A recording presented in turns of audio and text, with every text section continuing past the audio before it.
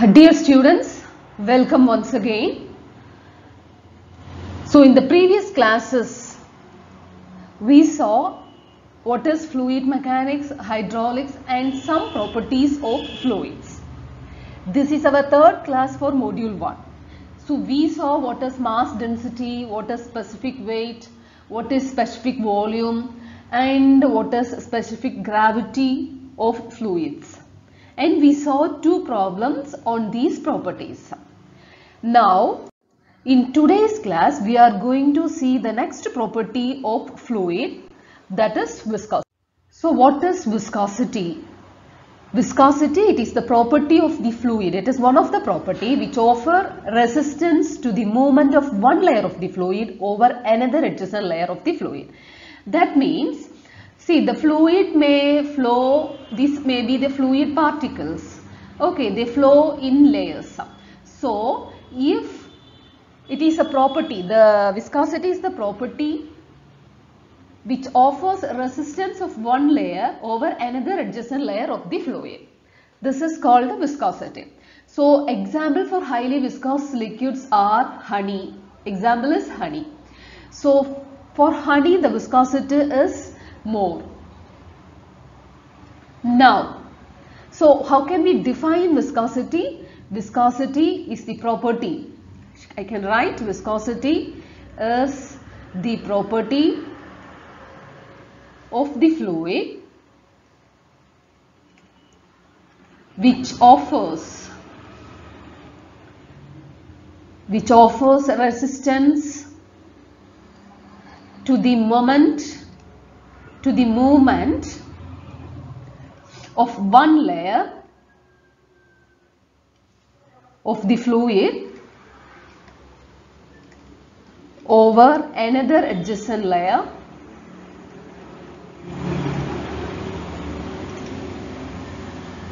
of the fluid.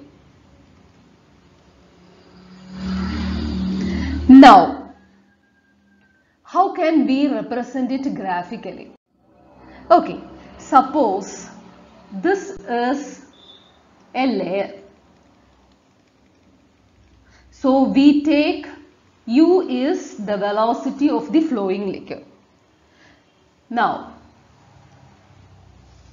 let me erase it. It's okay. Now,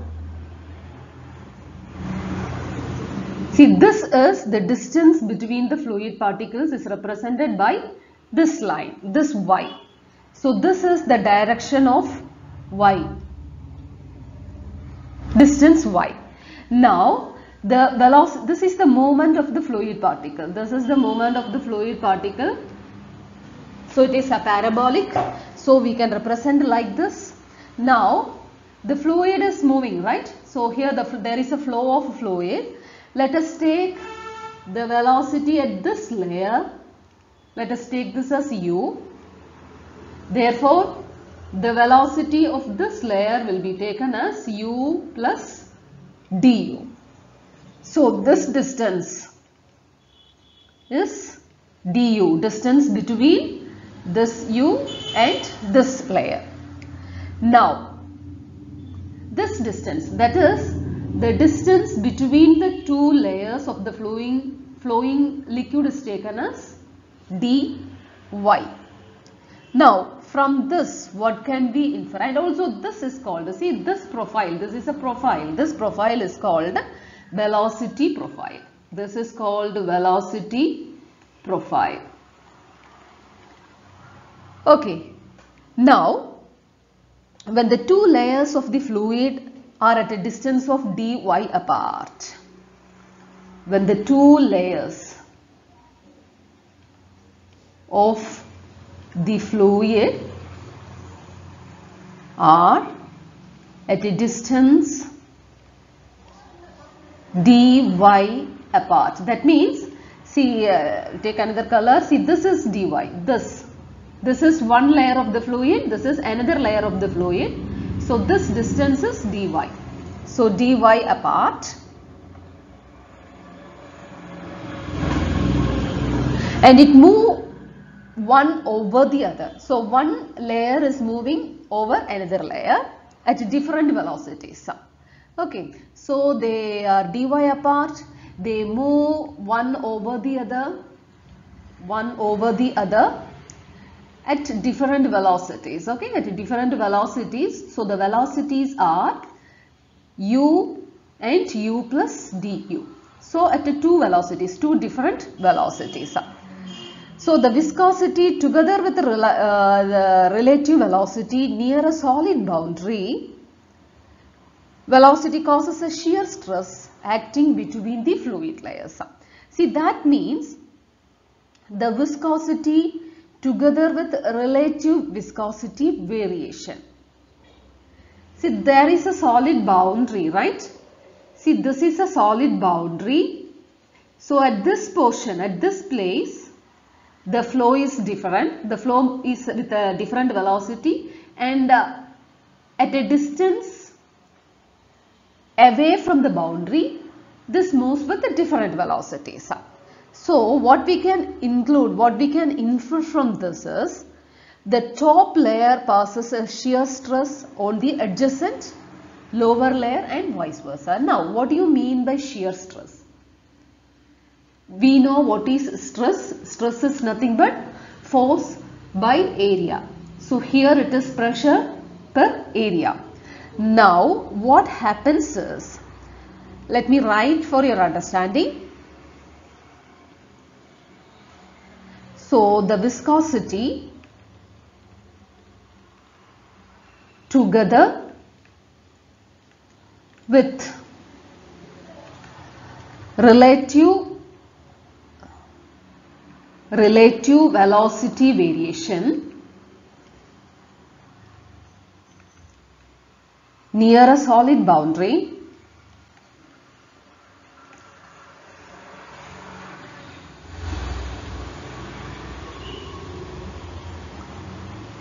causes a shear stress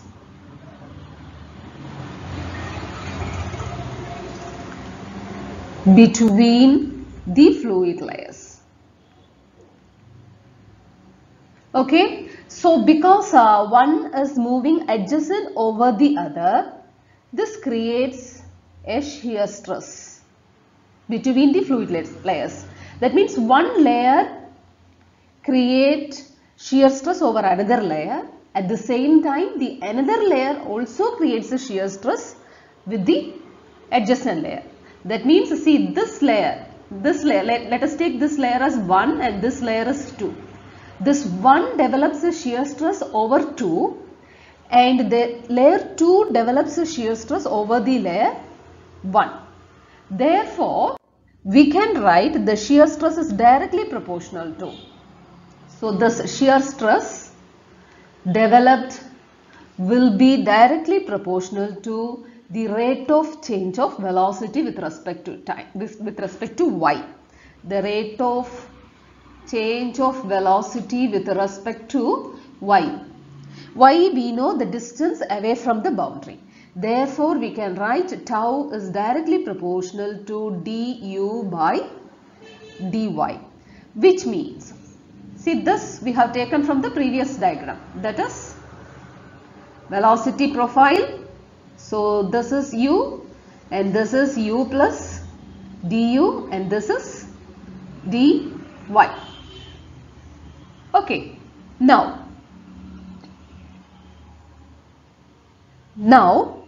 this proportionality can be equalized by tau is equal to mu into du by dy, and this relation tau is equal to mu into du by dy is called Newton's law on viscosity. Newton's law on, or Newton's law of viscosity. This is very, very important for your exam point of view. Tau is equal to mu into du by dy is the Newton's law of viscosity. Now, this mu is called the constant of proportionality. Constant of proportionality. It is also known as coefficient of dynamic viscosity.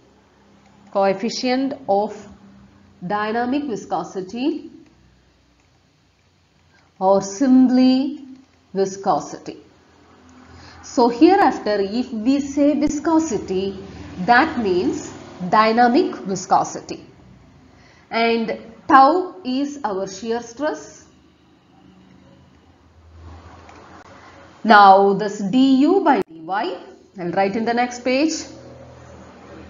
So du by dy is called the rate of shear strain. Rate of shear strain, or this is also known as rate of shear deformation. This is also known as velocity gradient. So I repeat.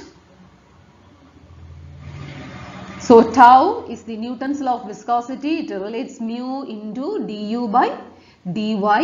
Tau is shear stress, mu is viscosity or dynamic viscosity, du by dy is called velocity gradient. Now from this, how can we write mu? So mu will be equal to tau by du by dy. So how can you define? See, we know mu is dynamic viscosity or viscosity. So now you can define the dynamic viscosity or viscosity. It is nothing but the shear stress. Sorry, it is nothing but the shear stress required to produce unit rate of shear strain.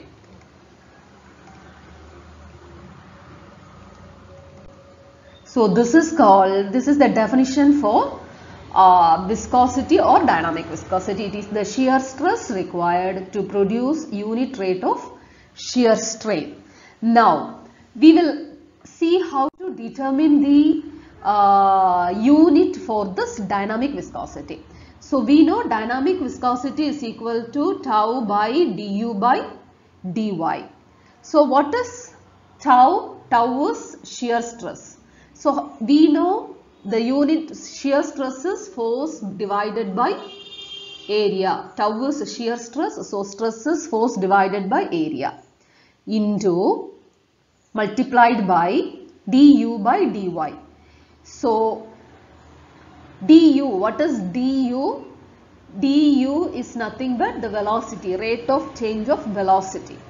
So what is rate of change of velocity? The unit for velocity is meter per second, or length by time. Now dy is the distance, rate of change of distance. So dy comes up, so it is the length. So now what do we get from here? We can cancel this length and length. We get force into time divided by what is area? Area can be written as length multiplied by length. So we get force time by length, square of the length square. Now from this we can write the units. So the units for viscosity can be written in three different ways, that is MKS unit of viscosity, MKS unit of viscosity, CGS unit of viscosity, and SI unit of viscosity. So what do you mean by MKS? Meter, kilogram, second. CGS is centimeter, dynes, second. SI is Newton, second, and meter. So first of all we will write in SI unit. We know the SI unit. For SI unit for force is Newton. SI unit for time is second, and SI unit for length square is meter square. Okay, so it is nothing but Newton second per meter square. This is the SI unit for viscosity. Now coming to MKS unit of viscosity, the MKS unit for force is kilogram force. For time it is a second, and for distance square it is meter square. Now for CGS unit of viscosity, for CGS the unit for force is taken as dyne. For time it is a second, and for length square it is taken as a centimeter square, and this is called, that is dyne second per centimeter square, is called poise. Now we can relate these both, that is we can find a relationship between the SI unit, CGS unit and MKS unit. So 1 dyne is equal to, we'll write in the next page. So 1 dyne is equal to 10 raised to 5 minus 5 Newton, and 1 kilogram force is equal to 9.81 Newton. So this will be helpful for you while solving the problems. Then important thing which we can refer is the viscosity of water. Viscosity of water at 20 degrees centigrade is 0.01 poise.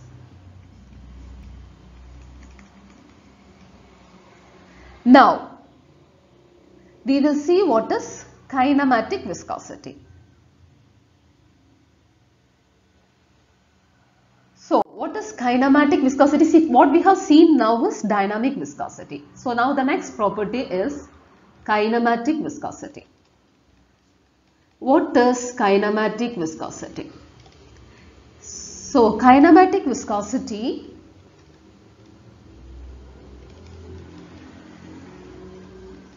is the dynamic viscosity divided by density. Dynamic viscosity divided by the density.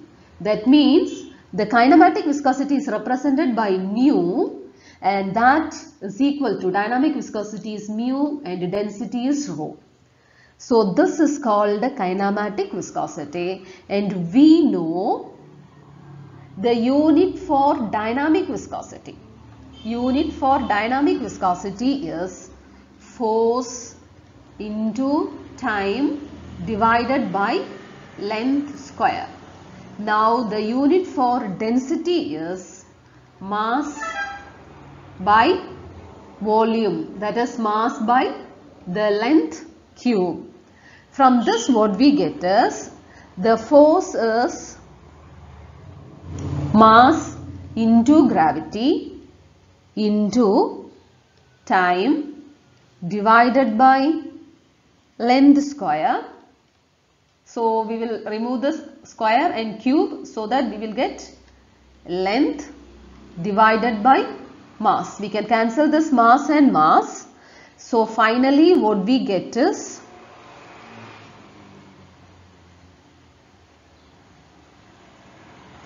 now for the acceleration due to gravity, G is acceleration due to gravity. For acceleration due to acceleration, it is length by time square, meter per second square. So length by time square into time multiplied by length. So what we get is, we can cancel this 1 time square and time. So what we get is length square divided by time, that is nothing but meter square per second. Now we can write, we'll go for the next page. We can write the unit, MKS unit. So MKS unit of kinematic viscosity, CGS unit for kinematic viscosity, and SI unit for kinematic viscosity. The SI unit is meter square per second. So CGS unit is centimeter square per second. MKS unit is also centimeter square per second. So this centimeter square per second is called Stoke. See, that means for dynamic viscosity in CGS unit, we call it as poise. For kinematic viscosity, the CGS unit is Stoke.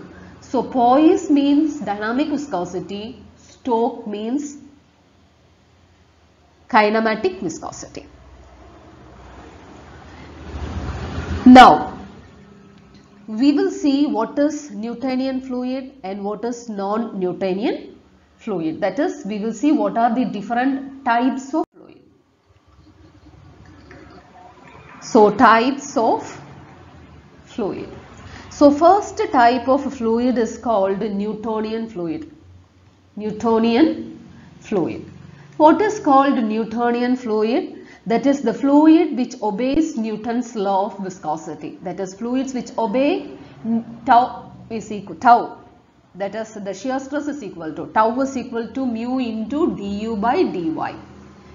So fluids which obey the Newton's law of viscosity is known as Newtonian fluid. This obeys, fluids obeys this Newtonian law on viscosity. And you have non-Newtonian fluids. So non-Newtonian fluid means the fluids that do not obey.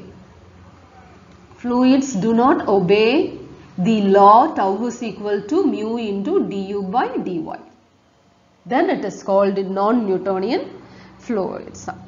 Also, the velocity of the liquids decreases with increase in temperature.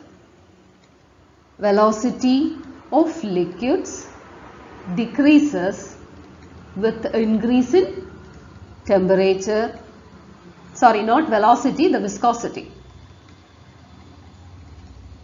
And viscosity of the liquid increases with a decrease in temperature. See, for example, you can take oil. What happens in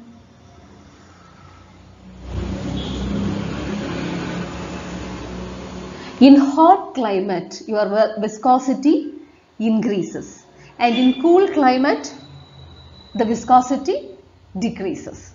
That is the meaning of that. Okay. Now,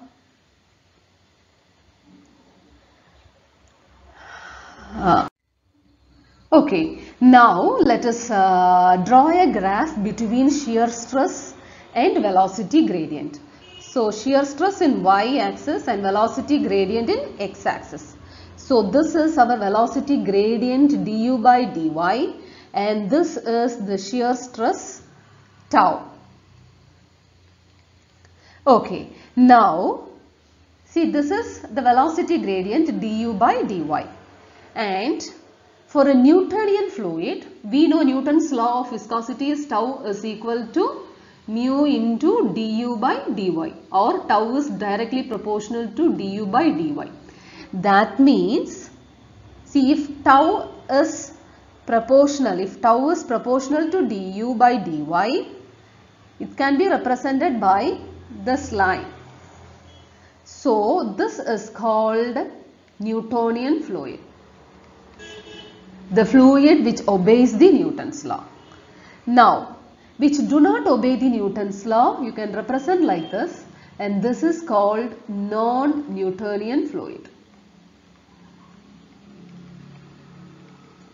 Now, here, that is, initially when you increase the velocity gradient, there will not be any change in the shear stress, but already their shear stress will be existing in the fluid if you increase this velocity or if you are not increasing the velocity. So the line starts from here, the flow starts from here, and it is represented like this. This is called ideal plastic fluid.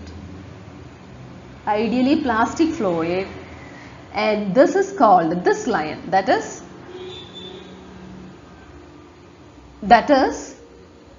how if the shear stress is increased, there will not be any change in the velocity gradient. So this line represents an ideal fluid. Ideal fluid, because you increase the shear stress, there will not be any change in the velocity gradient. Same way, you increase the velocity gradient, there will not be any change in the shear stress. So such fluid is called ideal fluid, and I made a mistake. See, this is not ideal fluid, this line represents ideal solid. So ideal solid means how much shear stress you give, there will not be any change in the velocity. That means it is a solid material, there will not be any flow. That is the meaning of that. Okay, that is the meaning of this line. You increase the shear stress. That is what we have studied in our mechanics of solids, right? So you take a stone, you give some stress, it will not flow. That is why it is an ideal solid. So this line, okay. So this line represents, ideal solid, and this is ideal fluid. So ideal fluid, and here it is ideal solid. Okay. So now I believe you understood what are the different types of fluids. Now a few more, some properties of ideal and real fluids. Okay. Now if you take an ideal fluid, it is incompressible. This fluid is incompressible. It has no viscosity, and it is an imaginary fluid. Only you can imagine this fluid. Now what about real fluids? It possesses some viscosity, and almost all the fluids which we can experience in this world, which we see, oil, petrol, water, everything are real fluids. Now Newtonian fluid, it accepts, obeys the Newton's law, and non-Newtonian fluid, it do not obeys the Newton's law. And for ideal plastic fluid, we saw about plastic and ideal fluid. So for ideal and plastic fluids, the shear stress is greater than the yield value. That is, example is all solids, right? All solids are plastic. We consider them as plastic fluids or ideal fluid because they cannot flow. So that is all for today. So concluding, today we saw what is viscosity. The last property given in your syllabus, the viscosity. Then we saw what is Newton's law of viscosity. It is nothing but tau proportional to du by dy. So this is called Newton's law of viscosity. The fluid which obeys Newton's law of viscosity is called a Newtonian fluid, and which do not obey is called a non-Newtonian fluid. And we saw the different types of fluids, what is kinematic viscosity and what is dynamic viscosity. So dynamic viscosity is represented by mu, and kinematic viscosity is represented by nu. And nu is equal to mu by rho. Kinematic viscosity is equal to dynamic viscosity by density. So next class we will be seeing some problems based on this viscosity property. And by applying the Newton's law on viscosity. Thank you.